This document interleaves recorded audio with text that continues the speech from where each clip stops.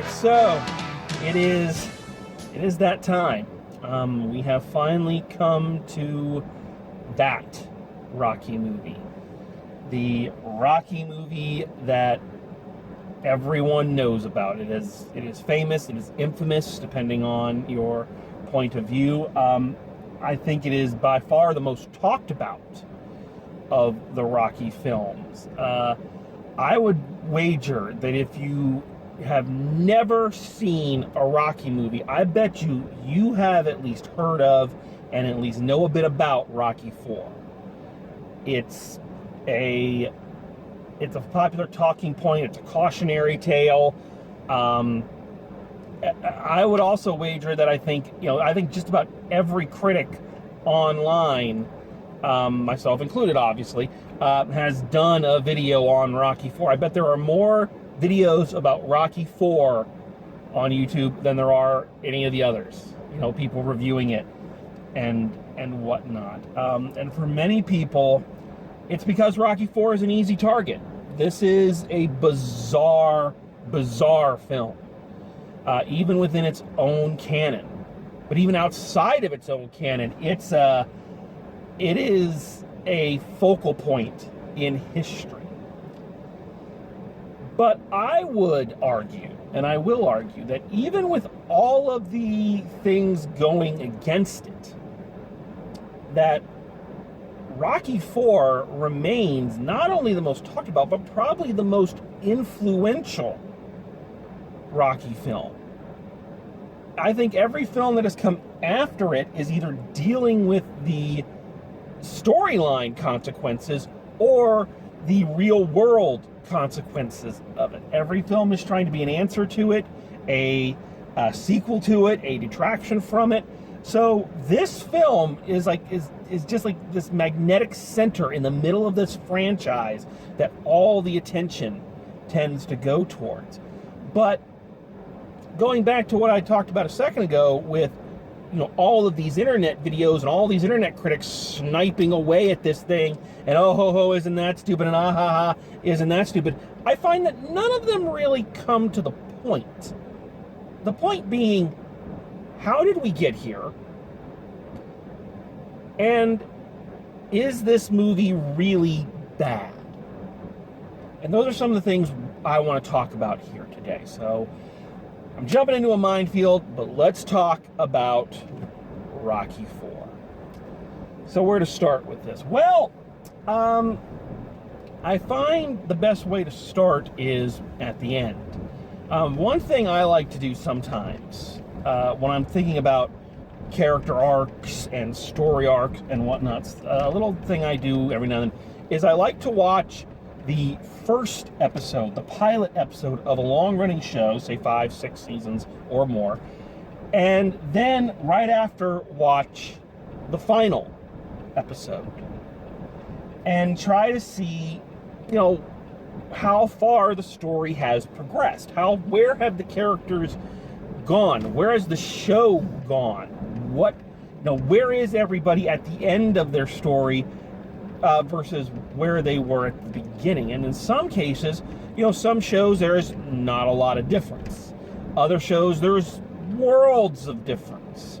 They've changed networks, they've changed creative directions, they've changed casts, but it's an interesting way to kind of see, how a story has unfolded, even if you're not familiar with the details.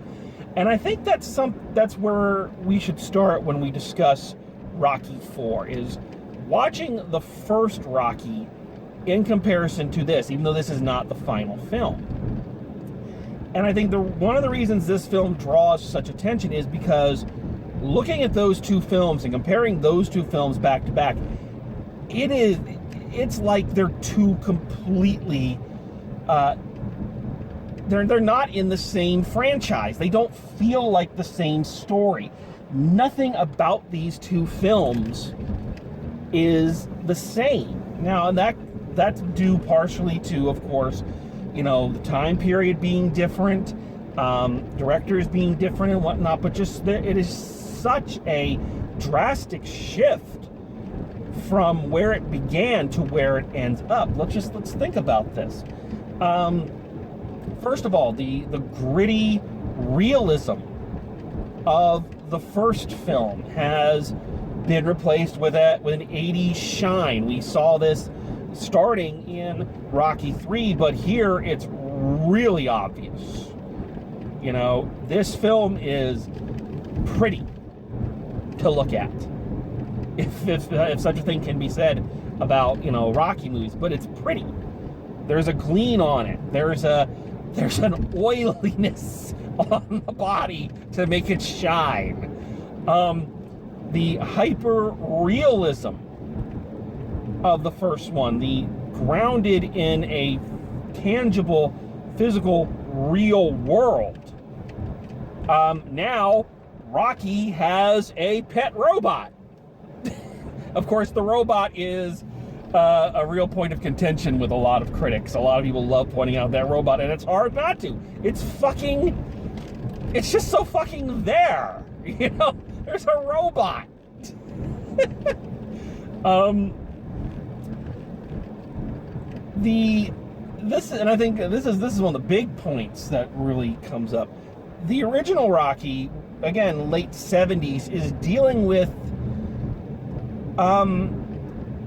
the feeling of disenchantment that America was feeling at the time. You know, coming off of, you know, the 60s and out of Vietnam and Nixon and all of this. I mean, there was not a lot, people were not in a good mood, and Rocky reflected that. Rocky's world, as seen in the first one, is a dark one, a gritty one, and a harsh one. It's still a story of hope, and that's why it was such a profound film at its time, and even now, is because even in all that grittiness, you have that story of someone who's going to fight harder and fight longer, you know, and persevere. He is still embodying the quote-unquote American dream. But it's an American dream that has to succeed despite the perception of the American dream being almost totally demolished by that point. By comparison, and there's no other way to say this, Rocky IV is essentially a propaganda film. You know, it is essentially a us versus the evil communists. I mean, there's some subtext in there, but it is not as subtextual as some of the other films, even Rocky III. You know, this one is a lot more surface and a lot more visceral. It's not to say that there isn't subtext. It's not to say that there isn't more going on under the surface. It's just to say it's not as deep under the surface as some of the previous outings have been.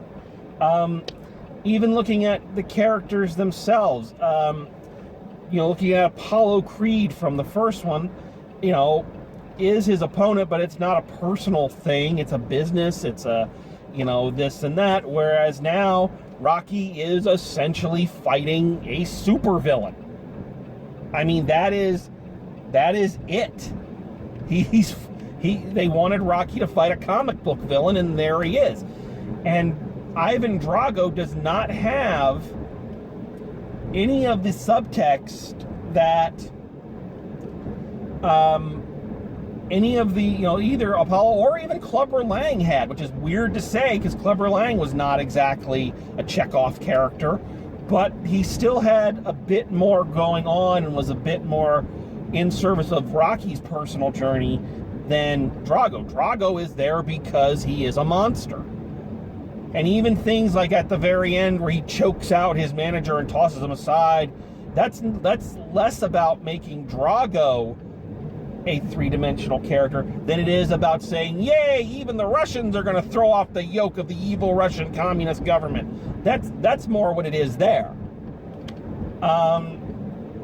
So yeah, all of these things feel like a real culture shock when you dive into it like that, comparing it to the first one. Now again, audiences had the benefit of seeing this kind of progress as we got to it.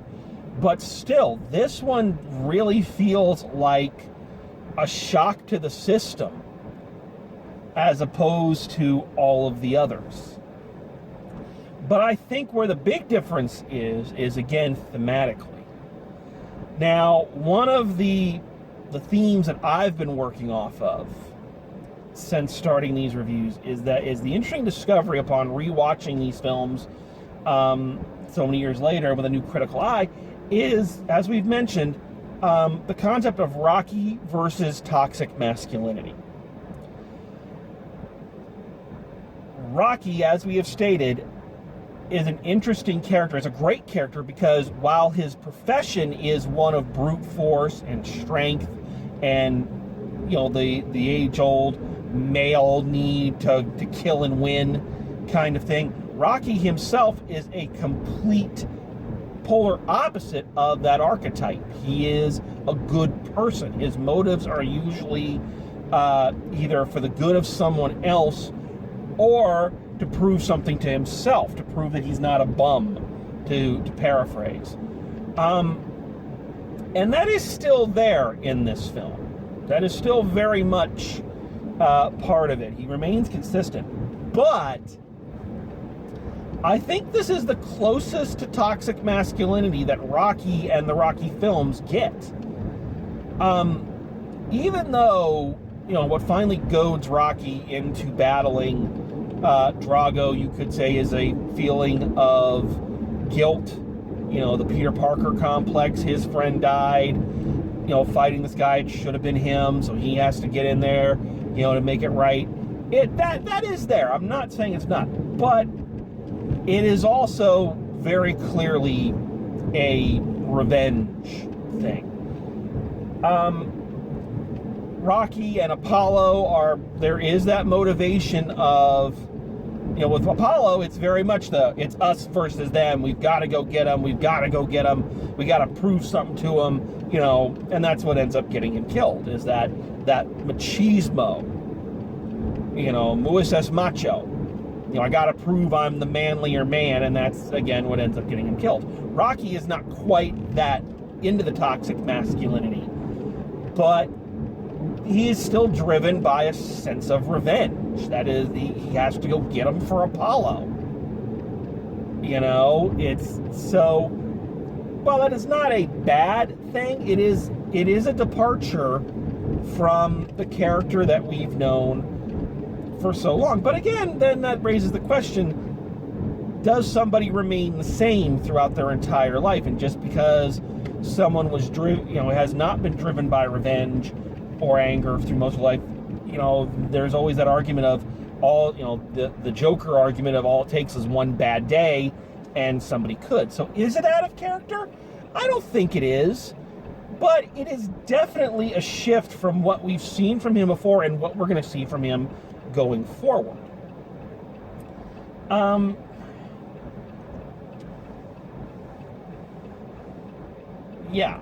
This is the film where poor Adrian kind of gets saddled with the unsupportive nag label that kind of haunts the legacy of the character, because this is her "you're never gonna win, Rock" kind of moment. As we discussed in Rocky 3, I don't think she is that character. I think that label hurts the character and is unfair to the character. But again, since this film stands out in so many people's minds, that's their kind of image of Adrian. So again, she's come a long way if you judge the two, just the first and this one back to back. So yeah, there's a lot of differences and a lot of jarring differences in this film from its main predecessor. And again, this is the film that a lot of people think the Rocky franchise finally jumps the shark. And you can't really deny that too much. I think it is. But now here's the question, and this is the thing, again, that I don't think any of the internet critics ever get to. All of those things I've said are true. You can't deny them. They're all true. But the question that has to remain, once you've admitted all that, is this movie a bad movie?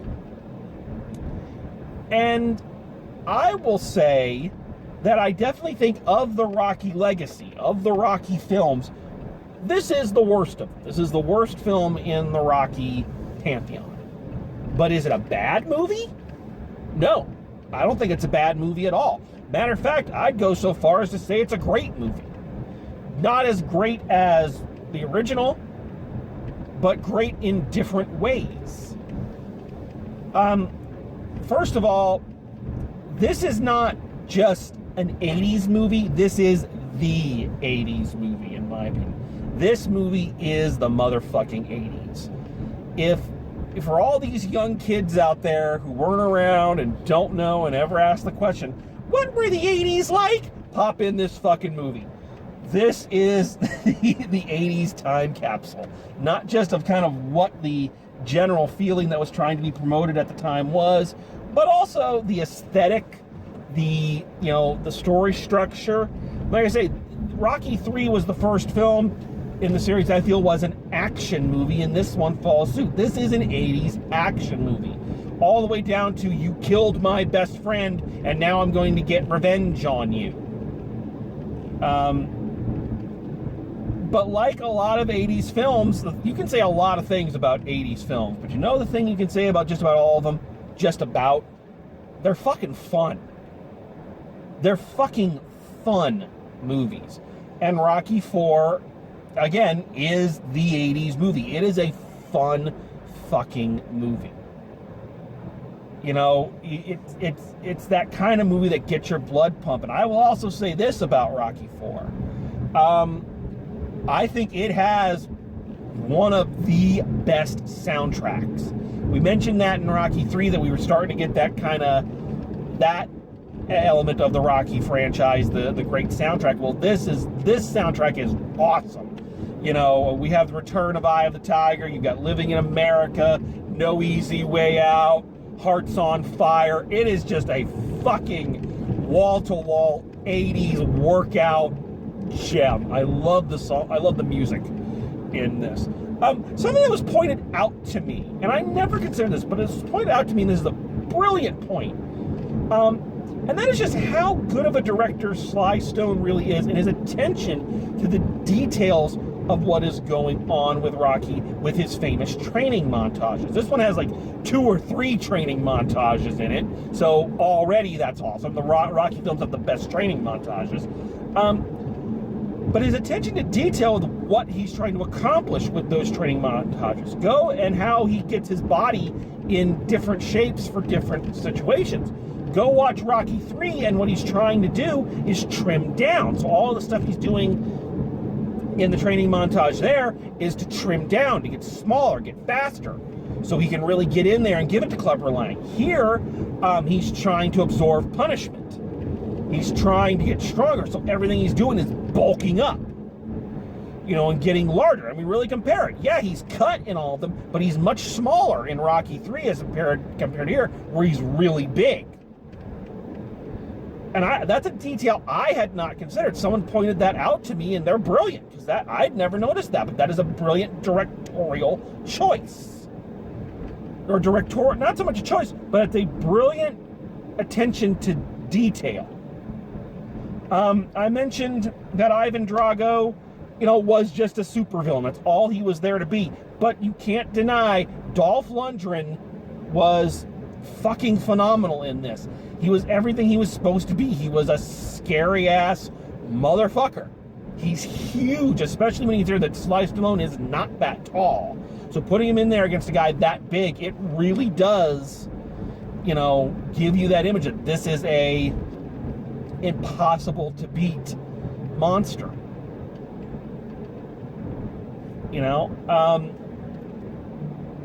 Ironically, later Drago would be given a character kind of retroactively and would become a 3-dimensional character in Creed 2, which we will talk about a little bit later on. But here he's not, but still Dolph Lundgren is a great heel. He's the perfect wrestling heel. all in all, when it comes down to it with these movies, and with this movie specifically, this is a movie that you love for its flaws. I have already said that of the Rocky movies, yeah, I think this is the... I don't even think worst is the best thing to say. It's the least good.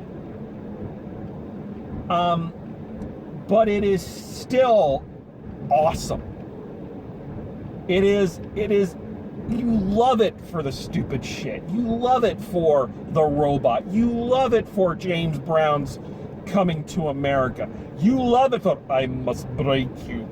You know, you love it for all that stuff. All of its flaws don't make it any less enjoyable. It's fun, which is something that the Rocky movies have never really touched on up until this point. Rocky has always been, you know, an uplifting tale. It's always been, you know, a man, you know, we were going through it and talking about, you know, the first one is man versus self, and then, you know, man versus society and all this. They're all man versus self, really. They're all Rocky versus himself. And they're all about, you know, what you can accomplish and what you can do. They're feel-good movies, but I wouldn't necessarily say they're fun popcorn movies. This one is. This is the king of fun popcorn movies. And if you cheered when Captain America hit Thanos with that hammer, that is the feeling that people in the 80s got when Rocky finally punched Drago for the first time and cut him open. And the announcers are going, "He cut him open! He cut him open!"